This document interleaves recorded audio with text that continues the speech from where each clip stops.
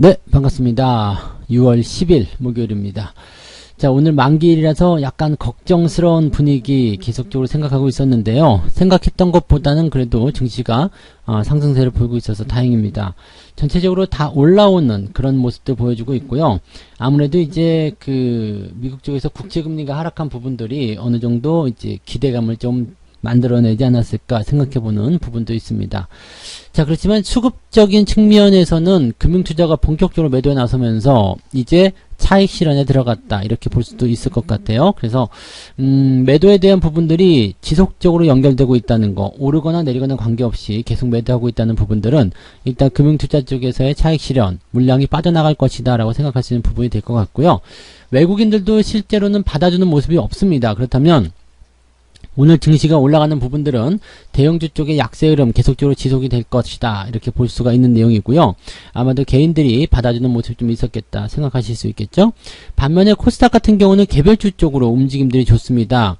그러니까 대형주 쪽에서 빠져나간 자금들이 코스닥 쪽으로 이동했을 가능성도 있겠다 이렇게 보실 수가 있겠죠. 그래서 그런 내용들을 살펴본다라면은 일단 주도주의 이동, 자금의 이동 이런 것들을 우리가 생각하셔야 될 것 같고요. 자, 그런 흐름 속에서 개별주는 추세를 타고 상승세를 지속하고 있다 이렇게 보셔도 좋겠습니다. 즉 올라가고 있는 종목들이 계속해서 올라간다, 상승한다 이런 식으로 생각하셔도 되겠죠. 자, 차트 보면서 설명 이어가도록 합니다. 종합주가지수가 3227포인트 현재 찍어내고 있습니다. 예상대로 본다라면 3200포인트 정도까지 좀 빠질 수 있지 않겠느냐 생각했었는데요. 일단은 만기일의 포지션을 요 정도 3200에서 3250 요 정도 보고요.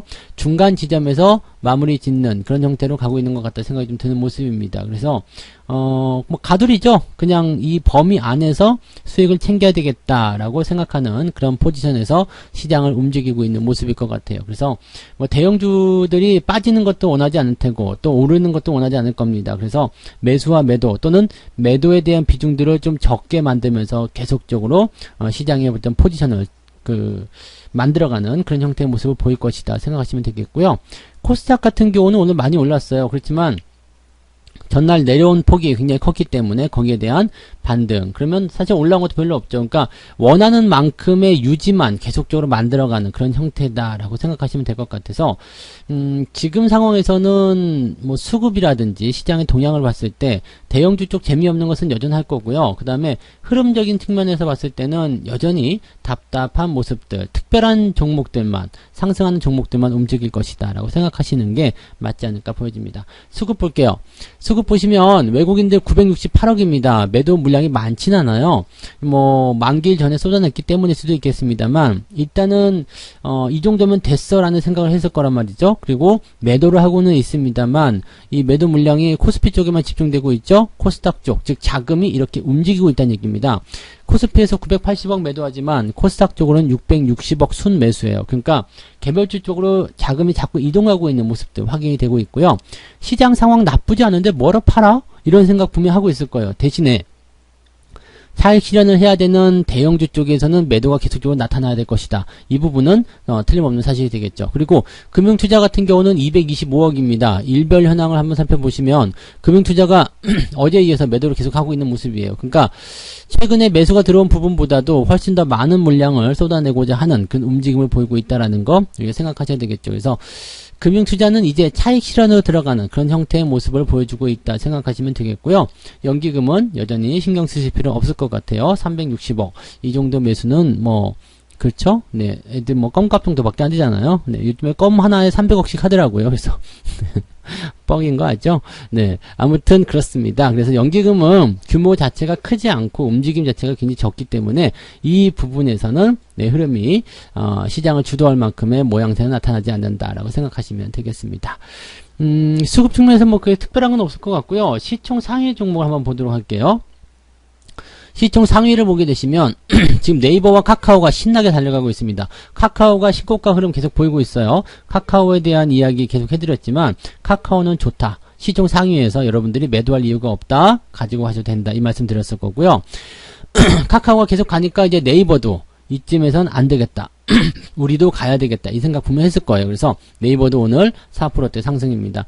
그래서 지금 보면은 뭐 포털이라든지 이 비슷한 부분에서의 그런 서비스 확장 이런 것들이 아마 영향을 좀 주고 있는 것이 아닌가라고 생각이 좀 들고 있고요. 카카오와 네이버 서로 경쟁 관계를 통해서 열심히 상승하는 모습이 나타나고 있습니다. 자, 그런 상황 속에서 LG화학이 뒤로 밀려나죠. 시총 5위까지 밀려납니다. 시총 2등에 있었는데 5위까지 밀려났고요. 그 다음에 자동차도 오늘은 조금 빠지는 모습이에요. 많이 올라갔죠. 단기적으로 많이 올랐기 때문에 주가가 좀 떨어지는 모습은 나올 것이다. 이렇게 생각하시면 되겠죠. 일단 그 시장의 어떤 생리를 보게 되시면 많이 오르지 않았다면 올라갈 것이고요. 많이 올랐다면 떨어집니다. 그래서 그런 부분들이 나타나는 거라서 우리가 생각하셔야 되는 부분들은 바로 그거예요. 많이 올라갔구나. 그렇다면 조정이 좀 나오겠구나. 근데 추세가 살아있다라면 조정은 얕을 것이다. 아니면은 많이 올라갔으면 이격이 벌어진 만큼 많이 들어오겠구나. 이런 생각도 하셔야 되는 거죠. 최근에 있었던 급등주들 보시면은 두산중공업도 보셔야 되겠죠.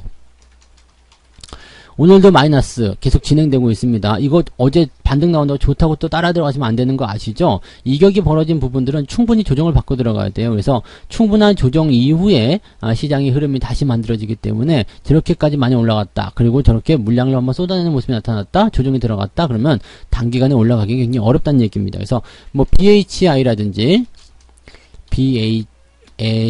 이름 왜 이렇게 어려워요, 이거. BHI, 이런 거라든지, 그 다음에 보성파워텍, 이런 것들 다 주가가 하락하는 모습이죠. 보성파워텍은 7%나 내렸어요. 그러니까, 이런 것들은 아마도 전전날 하락한 모습도 좀 있었고요. 그래서 합치게 되면 지금 20%가 넘는데, 재수 없으면은, 네, 그, 반대 매매도, 고려해야 되는 모습이 아닐까 생각되기도 합니다. 그래서, 빚내서 투자하는 거, 급등주 따라가는 거, 그런 것들은 절대적으로 여러분들 하시면 안 된다는 거 절대 잊으시면 안 되겠습니다. 그리고 한전산업. 한전산업도 이거 네, 말씀드렸죠? 급등하고 나면 이제, 곧 끝나겠어요. 라는 부분들. 이런 것들은 이제 우리가 어느 정도 감을 좀 잡으시면 될 것 같아요. 당연히 이제 거래량이 없기 때문에, 어느 정도 조정 나온 이후에 다시 반등할 수도 있겠습니다만, 이 변동폭 자체가 워낙 크기 때문에 여기서 대응하기가 굉장히 어려울 수도 있다라는 것을 참고하셔야 되겠죠. 그래서 올라가지 못한 종목이 올라가는 거고, 또 추세가 상승 중에 있는 종목들이 올라가는 거기 때문에, 이런 식으로 빵빵 치고 올라가 버렸다. 그러면 단기적으로는 매도 타이밍에 가까이 라고 생각하셔야 되는 것이 맞습니다. 자, 그러면 코스닥 한번 볼까요? 코스닥은 나름대로 괜찮아요. 오늘 시젠도 조금 반등하는 모습인데 건드리지 마세요. 올라가 봤자 어차피 기술적 반등입니다. 그래서 이런 부분들 신경 쓰지 마시고요. CJ ENM도 오늘 1%대 상승입니다. 유지 잘 되고 있죠. 이거 시총 2등을 향해서 가는 겁니다. 그래서 5조 원대 시총 만들려면은 25만원대까지 일단은 계속 보자고요. 그다음에 펄어비스, 에코프로비엠 등등 해서 셀트리온 헬스케어, 셀트리온 제약 다 나쁘진 않습니다. 그리고 다음 거 보더라도요. ST팜이라든지 실리콘웍스 이런 것들이 좀 많이 올라갔고요. 나머지는 보합. 그래서 시총 상위가 올라가니까 이제 주가는 상승하는 모습 보여주고 있는데 제한적입니다. 계속 오르면 위에서 때리고 들어갈 거예요. 그러니까 주가가 상승하는 부분들에 대해서 계속적으로 좀 제한적인 그런 상황들이 만들어지게 된다라는 것을 잊으시면 안 되겠습니다. 그래서 흥분하지 마시고요. 막 급하게 따라간다거나 조급해 하시거나 그러지 않으셨으면 좋겠습니다. 자, 개별주 쪽에 조금 더 볼게요. 오늘 젠백스링크가 엄청나게 상승하는 모습인데요. 네, 그동안 우리가 계속적으로 이 상승 추세를 따라서 보유하고 추가 매수하고 계속 들고 왔던 종목인데요. 많이 올랐습니다. 그래서 지금 100% 좀 나오나요? 네, 조금 싸게 구매하신 분들은 100% 가까이 나올 것 같은데 괜찮은 것 같아요. 지금 한 90%, 80%대 넘어가지 않았을까 싶고요. 늦게 사신 분들조차도 지금은 한 50% 가까이 수익이 나왔을 것 같은데요. 현재 시점 이런 모습은요. 단기 급등이잖아요. 그리고 양봉이 크게 나온 상태에서 거래량이 진행된 모습이기 때문에 매수가 들어왔다 볼 수 있어요. 다만 RSI 지표가 80을 넘어서면서 굉장히 강하게 흐름이 나타나고 있기 때문에 단기적으로 변수 정도는 생각해야 됩니다. 근데 강하게 오늘 마무리 지어준다 그러면 추가 상승도 우리가 생각해 볼 수 있겠죠. 이런 것들은 일단 홀딩으로 가시는 게 좋습니다. 비추리테크 역시도 마찬가지죠. 상승 흐름 계속 타고 있어서 괜찮아요. 지난 매도 포인트보다도 더 올라갈 수 있으리라 생각하고요. 거래가 없는 상태에서 올라가는 모습이기 때문에 다고 볼 수 있겠죠. 그래서 긍정적으로 풀이를 해보시면 좋을 것 같습니다. 오늘은 그리고 소비주, 그 다음에 이제 화장품 관련주들 다 같이 올라가는 모습이 좀 나올 거고요.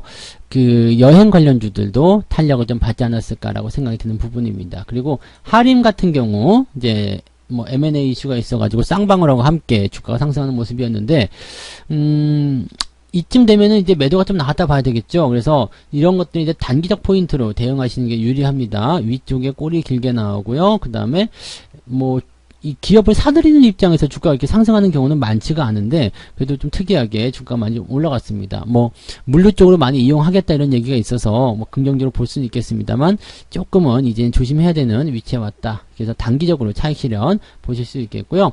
M&A 이슈이기 때문에 조정을 충분히 받고 나면 또 다시 올라갈 수 있겠습니다만 지금 현재 시점에서 봤을 때는 매수 들어가는 거 좋지 않아요. 그래서 갖고 계신 분들은 난 단기야 라고 생각하실 때는 단기적 차익 실현도 같이 병행해 보실 필요가 있겠다. 이 말씀을 드릴 수가 있겠죠. 뭐 보통 이런 정도고요. 그냥 뭐 개별주 추세가 살아있어 좋아 그렇다면 일단은 긍정적으로 보시면 되겠습니다. 그리고 많이 안 올랐어 이런 것들은 어떻게든 주가를 올리는 그런 재료들을 만들어내기 때문에 그런 종목들은 유지를 잘 해나가시면 된다는 건 말씀드릴 수 있겠죠. 월급 종목들도 나쁘지 않네요. 나이스 DMB 신고가 또 나왔어요. 그 다음에 에스텍 파마 오늘 또 상승 흐름 이어가는 모습 장중 신고가도 나왔었죠. 그래서 흐름들 잘 이어가고 있고요. 뭐 현대 엘리베이터나 현대 홈쇼핑 이런 것도 좋습니다. 제일기획 좋은 편이고요. 뭐 흐름 다 나쁘지 않은 것 같아요. 그래서 지금은 매도보다는 홀딩 가지고 가는 전략이 유리하다. 이 말씀을 드려볼 수가 있는 거예요. 참고를 꼭 해주시기 바랍니다.